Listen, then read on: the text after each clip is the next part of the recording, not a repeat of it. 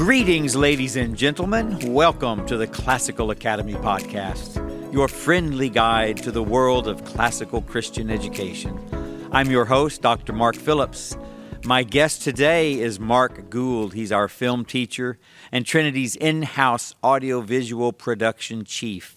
He's a professional in the film industry and has directed countless videos, TV shows, and movies, including 2 feature films. And he's also a Trinity dad. And that's going to be the first thing I'm going to ask him. So, Mark, thank you for being with us. Welcome. Thank you, Dr. Phillips. So you've had 2 kids go through and graduate Trinity. What are the fruits you've seen? You know, my kids started Trinity in 9th grade, so they had the general public schooling. And they were able to see, as I was working here, Trinity as it is. Yeah. And they were watching, and I remember Mulaney, my oldest, was watching graduation, and I said, I'm not going to push you to come to this school, but I want you to come one day, and I want you, to watch graduation and see what you think. Wow. And after going one day and seeing graduation and the fruits of that, and she also actually came for thesis too, and that was I think 2014. After watching her thesis and watching them graduate, I said, hey, it's up to you whether you want to go to this school or not. And God willing, she chose to come to Trinity. Wow. And I thought it was incredible that she made that choice, at 14, 15 years old. I can't remember exactly what she was, but I was so proud because I believe in this school. But I don't want to force something like that on my child because I wanted her to make that decision so she could see that in life. And the same thing happened with my son. Obviously, he was more in tune with it. He was 3 years behind her, but I allowed him to do the same thing, and they both chose to come to Trinity. Wisdom on their part. Yeah. Wow. Yeah. You think things have turned out a bit differently as a result? I do, yeah. And I bring that up because I think if they would have gone through the education program, the schools are fantastic in Santa Clarita. Sure, they really are. They are good. They are. But there's no school like Trinity, I feel, in this valley. The way I think the professors, or the teachers, I always call them professors. You have doctors in here, so you're pretty much professors. But the way they teach the rhetoric, what they study at this school, the thesis it shows exactly where it all comes down to. Right. The thought process, being able to speak well.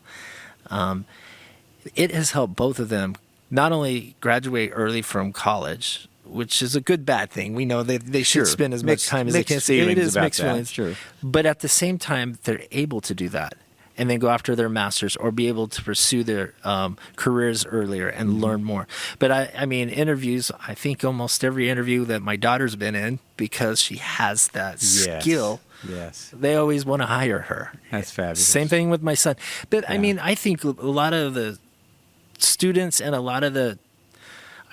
definitely the parents see this more than students, but the students will start to understand this 10, 15 years down the line. Yes. I've had many alum tell me that 4 years after graduating.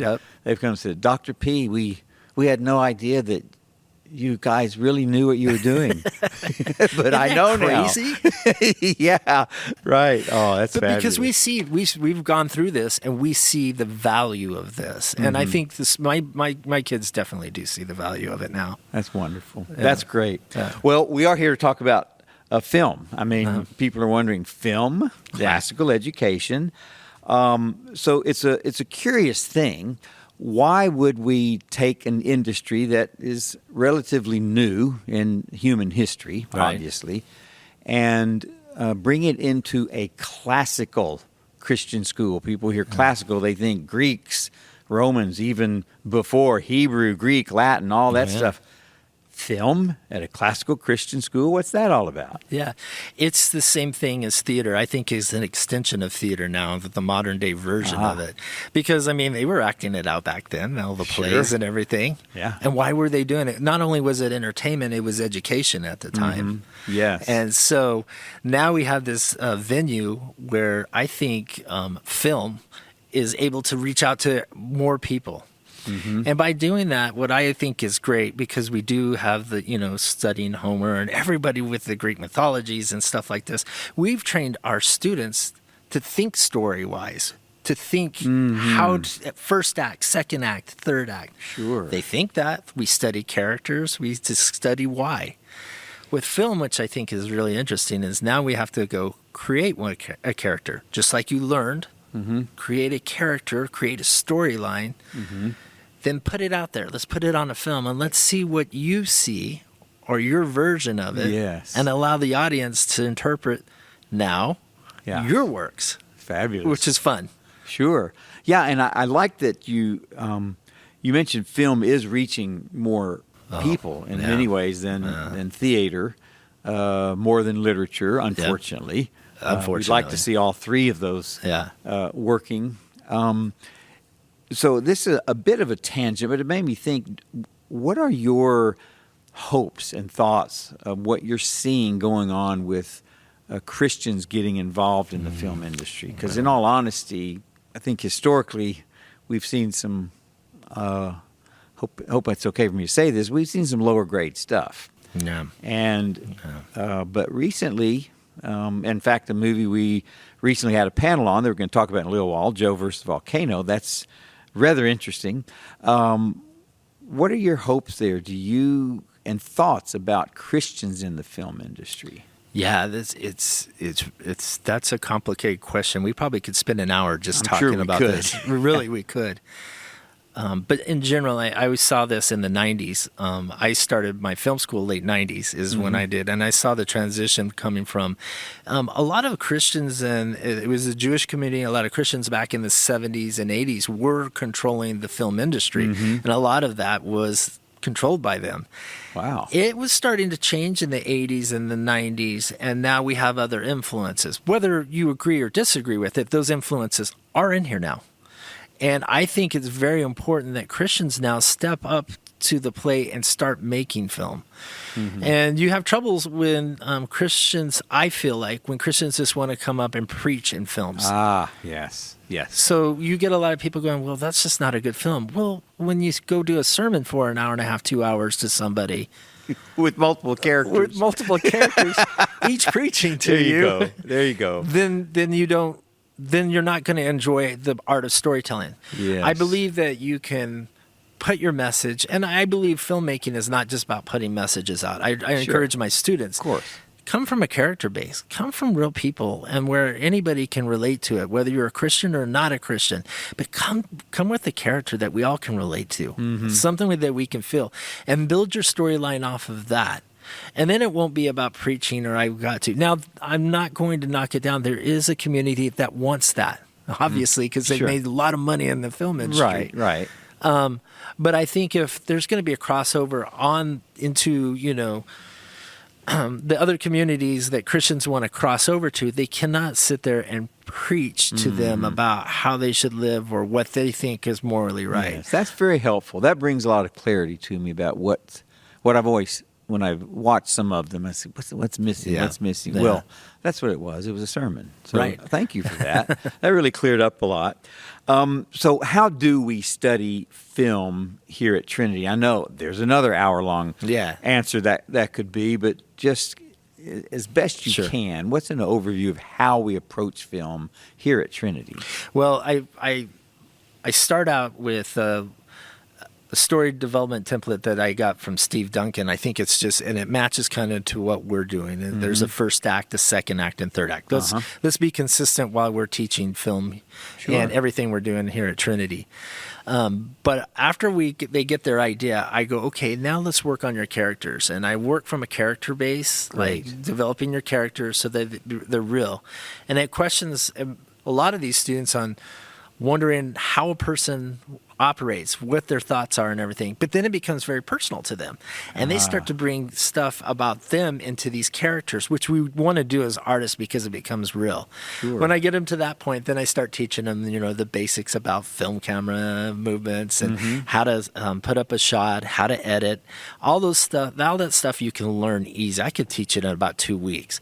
Wow. But telling story and getting character, that's the hardest thing. We spend 3 months now just working on that right now at Trinity. Once you can get that going in the story, the rest of it's, I say a monkey could almost direct, and I don't mean that in a mean way, but he could put a camera and get a wide shot, close-ups, and then he can have the editor can come in, put music on it, and we're good to go. But it really takes the art of knowing how to tell the story, then the art of directing the scene, when to put the close-up, how to bring the close-up, how to move the camera in.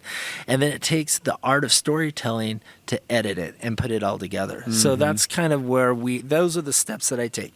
We start with story, we do character, then they learn about production, how to edit, and then they go out and they shoot. And then we go, well, if you need to go back and reshoot things, you can make your story better. We come back and we'll reshoot. That's great. So when the students here study classical literature, do you see that as a hindrance, as a conflict, as neutral, or as helpful to this process? I mean, all the art from theater to film, all comes from that basic study. I mean, again, we go back to our basic story structure for second and third act.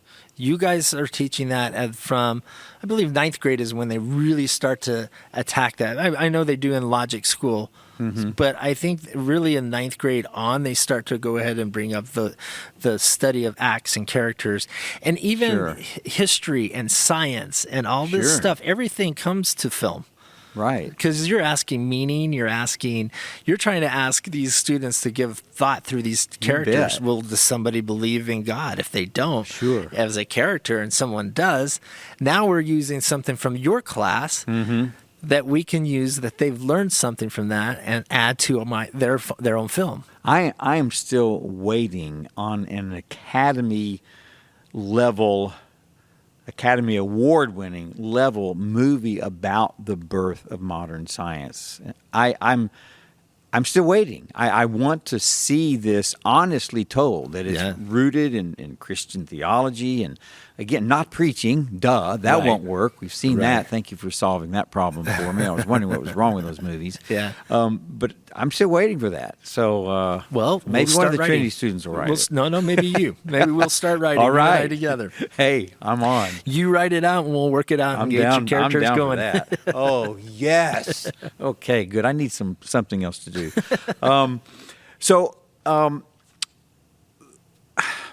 So meaning in the movies. In other words, how do Christians, how do classical Christian students, classically trained Christian people, do they see movies differently from others? Do they derive meaning from them differently? And I don't mean this as a forced question, because we don't want to force things. I loved what you said earlier about just be real. Right? Be real. But do we see it a little bit differently? I mean, I think someone who studied classical instrumentation probably enjoys a symphony orchestra more than someone who hasn't. So what about movies and classically trained people? I would say even on the panel that we had on Joe versus the Volcano. You could see classical trained people on the stage, talking. It was fabulous. We're going to talk about that in a little while. I know. And then you see me, who isn't classical trained. I am not classically trained. You were fabulous. But I see it different than other people. Right. And I see it story-wise, and the way I was trained through storytelling and everything. Classical training, what's great about it is everybody gets to sit there and they analyze the film and they see things. They're able to grasp onto things different than other people. I mean, we started talking about lightning bolts, and we'll talk about that later, I guess. I'm sitting here going, oh yeah, that was there. That wasn't important to me because I'm sitting there watching the film for the second time, going, what's this story about? And what is he going through right now? You're doing your thing. But they do their thing by seeing it in a whole new life. And that's, again, it goes back to what we learn here at Trinity, which is fantastic. And I think we can teach them both, teach, the training and the classical and character driven and everything, combine it. And you can see some fantastic directors who do that.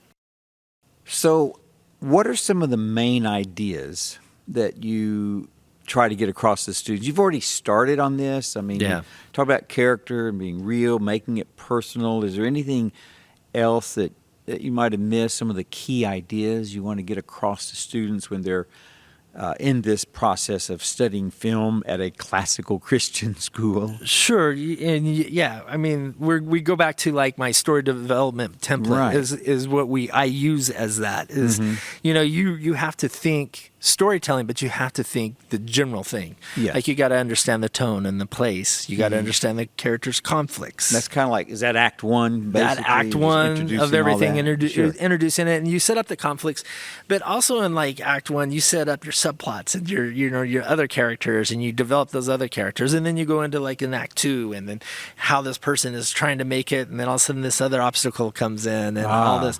So we do the classical teaching of this, but we also do the story template of it also. And so what happens in Act? So Act 2 is basically the conflict heightens. All the conflicts are present now. Yeah, you put your character to the point of no return. Yes. And in Act 2, like, hey, you get them, they're back against the wall to where you think they're not going to make it through this thing, right? Or they're going to make it through, but how are they going to make it through? Yes. You know, and you do it character based wise, and you do it storytelling wise, and then it sets up your third act, which I think 90% of films have the most trouble with the third act, because the second act is sure fun to put everything against the person. Right. But how do you solve it in a way that, the third act, they get everything that they wanted in a whole different way. And we call that the brass ring in the third act. You get your brass ring, but not the way that you thought you were going to get it from the beginning. And that's some of the best films when you can do something like that. It's like, hey, I'm going to go score a touchdown, right?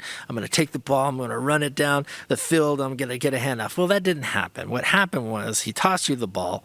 Somebody else picked up the ball in the defense. They're running the other way. You run over, you slap it. The quarterback gets the football. He starts running down. He's almost tackled. He throws it behind it, and then you run it all the way through. But you won. Fantastic. So it's a whole different. Yeah, that's great. Not the way that you imagine your character win, but he gets the brass ring. It's funny. Yesterday, I went to private pre-edic screening of a romantic comedy that my daughter-in-law directed. My son did the score. Awesome. And I'm like, gosh, I wish I had sat down with you before I went, because I would have looked so much more intelligent. But I still contributed, I think. They were taking notes. I was the older generation. They want to see how I responded. One of my first responses was, I think you can clean up the language a little bit. Dad, duh. Okay. Let's move into an example. Okay. So I'm thinking, of course, we want to talk about Joe versus the volcano, but for the first example, I'm thinking about Star Wars, The New Hope. How does that fit this model that you teach here? Yeah. Well, let's just take, obviously, Luke Skywalker. Yeah. The first thing we see with Luke Skywalker is he does not want to be on the farm. He wants to be with the rebellion. He wants to make a difference. He's a great pilot, right? Yes. So that's what, and we set the tone and the place. We get the Empire, we get the bad people, at the very beginning of the film. We have our Princess Leia. We set that tone in place beforehand. But the conflict really is with our main character, Luke Skywalker. So this is what he wants to do, right? His family gets murdered. He's forced to be with Obi-Wan Kenobi. Yes. Now he can go on this adventure, right? Yes. So he goes through this whole adventure. He's ready to go and join the rebellion and help Obi-Wan. He gets out there, and guess what? Obi-Wan dies. Right? Yeah. So this is going well. Yeah, this is going really well for old Luke. He got to learn a little bit about the Jedi ways, Yes. But his back is now against the wall. He's got to get Princess Leia all the way over there. Then he's got to fight for the rebellion, which he's going after what he really wanted in the first place. He wanted to be on the rebellion, and he wanted to go be a fighter pilot the whole time, because he's a good fighter pilot. Yes. He has this guy named Han Solo who's with him, right? Yeah. That's your subplot that has that character who he gets this bond with, who abandons him and leaves him. So now he's left alone. He's going to go fight. Not really left alone. He's with the rebellion, but he is actually left alone at the very end. Sure. The very end, he's flying down, right? And all of a sudden, Luke. Here we go. Luke, use the Force, And he abandons everything that he has. Yeah. And he follows the Force. He shoots. He blows up the planet. His friend comes back. The Death Star, not the planet, the Death Star. His friend Han Solo comes back, helps him. He gets his friendship. He saves the rebellion. He becomes one of the best pilots out there. Later on we find out that he's a general or a captain or whatever in the next episodes. But he gets everything he wants in that story. So he Wow. did get his brass Wow. ring. Yes. And so I think it's a really great example of Star Wars. Yeah, that's fabulous. So I want to encourage everybody to go on the Trinity YouTube channel and see the panel discussion on Joe versus the volcano. You will be so glad you listened to me and did that. It was excellent. I had no idea it was going to be as good as it was. So I want to jump into this amazing movie. I mean, why was it written? When it was? I mean, there's so many questions with Joe versus the volcano.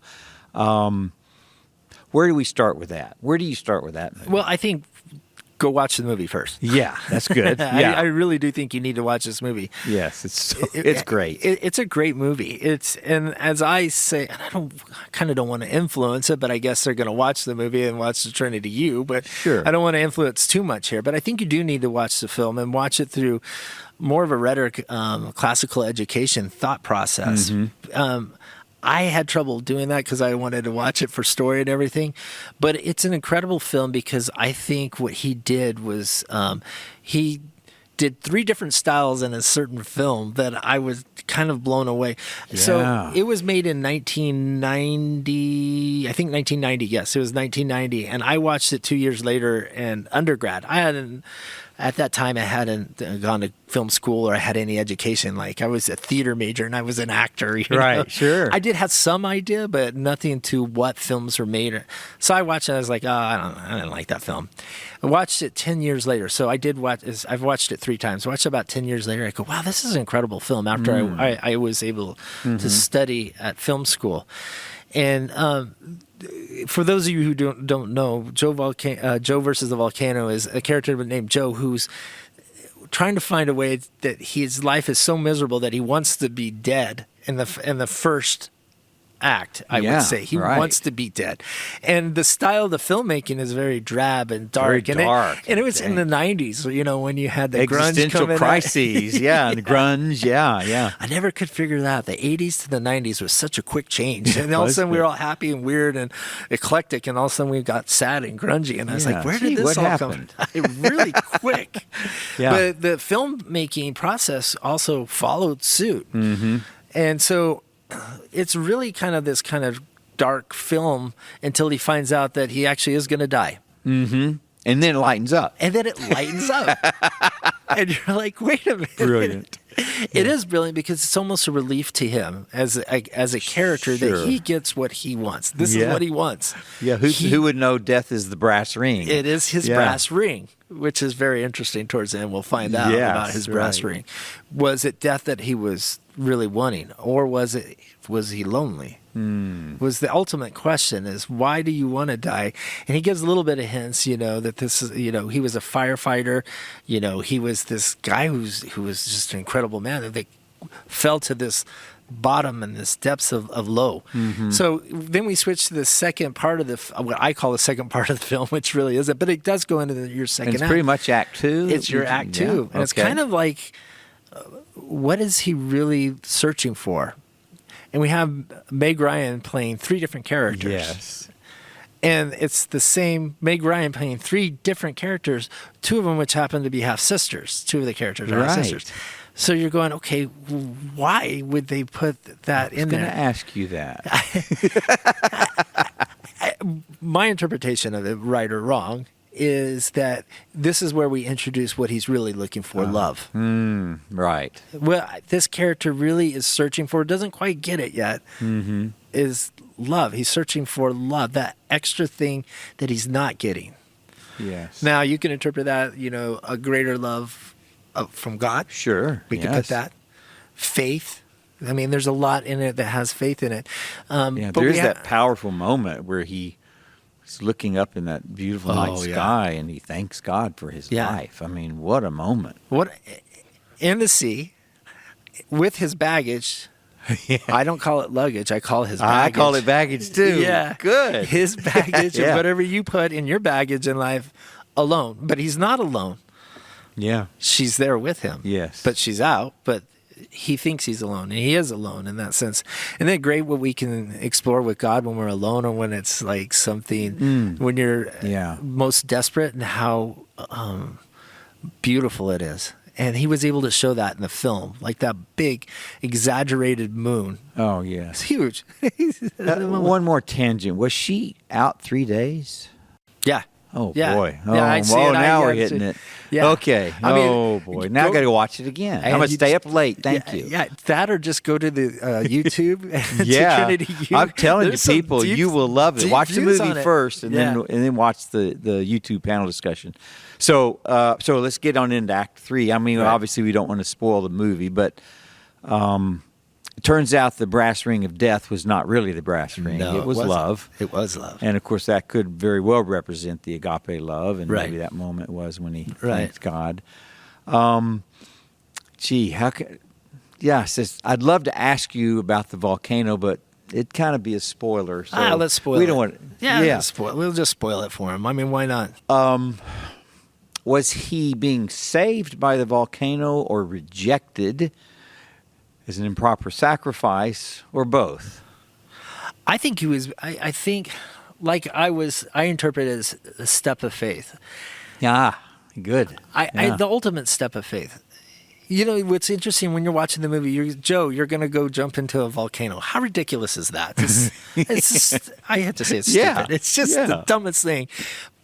Okay, I'm going to do it. I mean, when it was offered to him by the devil, Yeah, sure. quote unquote, the devil, we Yes. could say, okay, I know I'm going to die. I'm going to have my fun, but I'm going to die for a purpose, and I'm going to step out of faith.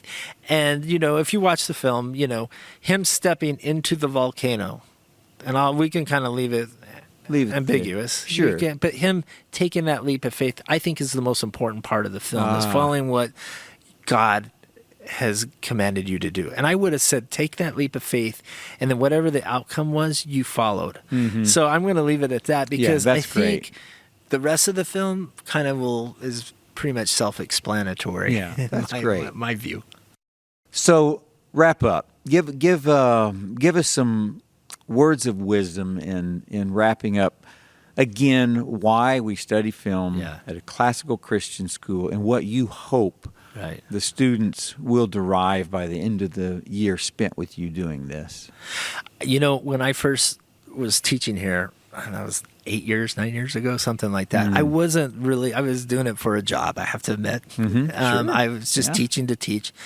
And in the last, I think, 3 to 4 years, I've seen students come into my class and start to really open up about who they are, their lives, and through their characters and everything.